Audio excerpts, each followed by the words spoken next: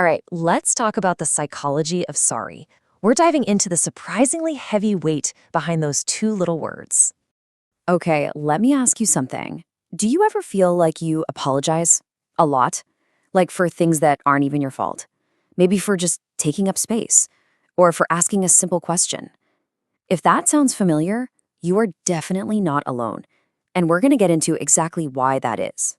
And you know that classic moment, right? It's almost a cliche. Someone bumps into you on the sidewalk, and what's the first thing out of your mouth? Oh, sorry. It's kind of funny, but that tiny little instinct, it's actually a huge window into a much, much deeper psychological pattern. And we are going to unpack it. Right, so this brings us to what some people call the sorry syndrome. And look, there's a common idea about what this is, but it's really not the full picture. I mean, the usual take on this is pretty simple, isn't it? If you're always saying sorry, you must have low self-esteem. You're a people pleaser, a total pushover. It's almost always talked about like it's some kind of character flaw you need to go out and fix. But what if that's not it at all? What if we've been looking at this completely backwards?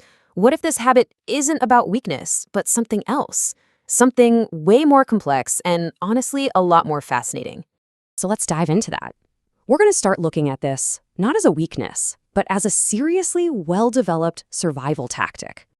Okay, so here it is, side by side. The myth?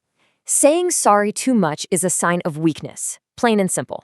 But the reality, it's a learned survival mechanism. And that is a massive shift in how we think about this. And this is the key, right here. We're moving from a place of judgment to a place of understanding. This isn't some flaw in your character. No, it's an adaptation, a really sophisticated one at that. Okay, so if it's an adaptation, that begs the question, where does it actually come from? I mean, how does a person learn to feel like they have to apologize just for existing? Let's dig into the roots of this. Yeah, this isn't something you're just born with. It's absolutely a learned behavior. And it's usually forged way back in a childhood environment that really, really valued being, well, easy. Quiet, helpful, and never causing a fuss. Think about it. A kid in a really stressful or demanding home learns to survive by becoming the easy child. Their whole goal becomes don't add any more pressure, be as low maintenance as humanly possible. And after a while, they start to believe, deep down, that their safety, their very acceptance, depends on being useful and never ever being a problem. And that core belief, it doesn't just stay a belief. It grows into a set of really specific, powerful traits. Let's break them down into what we can call the 5 core adaptations of the chronic apologizer. Okay, trait number 1, hypervigilance. And listen, this is way more than just being observant. This is like having your emotional radar on full blast, 24/7. You're constantly scanning the room, searching for tiny shifts in mood. A friend's frown, the way your boss's voice gets a little tight. It's literally a full-time job of assessing for threats before they happen. Which, of course, leads right into trait number 2, proactive placating. So if hypervigilance is the radar system, this is the missile defense. You pick up on a little bit of tension, someone sighs too loud, and bam, you apologize. You're not even sorry for something you did, you're apologizing for the tension itself, just trying to disarm the bomb before it can go off. All right, number 3 is responsibility absorption.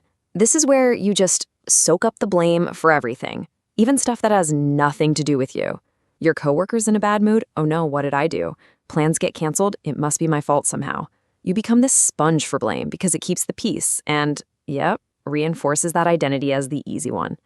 Now, number 4, this one is the big one. It's the bedrock for all the others. Value, usefulness, fusion.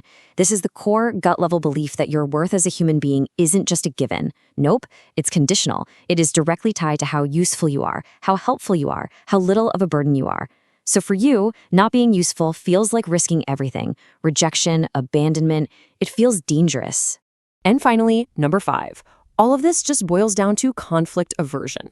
For someone wired this way, a simple disagreement isn't just a discussion. Oh no, it feels like a direct threat to your safety. It's an earthquake that threatens the entire stable world you've built, so conflict has to be avoided at all costs.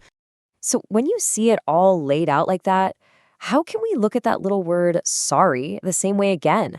It's time for a major reframe, one with a lot more compassion. Here's the most important thing to take away from all of this. Saying sorry all the time doesn't mean there's something wrong with you. Not at all. It means you developed a seriously sophisticated skill set to survive a really tough environment. You learned how to read and manage other people's emotions to keep yourself safe. So if there's one idea you hold on to, let it be this one. Your sorry isn't an admission of weakness. It's proof. It's a testament to your incredible resilience, your amazing ability to adapt. It's like a scar from a battle that you actually won. So, I want to leave you with a little challenge, a thought experiment. The next time you're about to say, "Sorry I'm late," what if you tried, "Thank you for waiting for me"? Instead of, "Sorry for rambling," what about, "Thanks so much for listening"? What would happen if that apology reflex turned into a gratitude reflex? It's a tiny shift in words, but it can create a massive change in how you see yourself and your place in the world.